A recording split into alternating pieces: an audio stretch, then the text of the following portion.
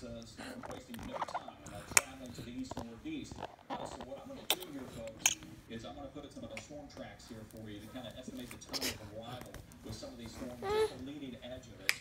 With this one moving out of eastern Williamson County. So this storm's going to hold on and stay pretty intense as it moves closer to Milam County, Thorndale at 10:16, Cameron at 10:36. These are estimated times of arrival.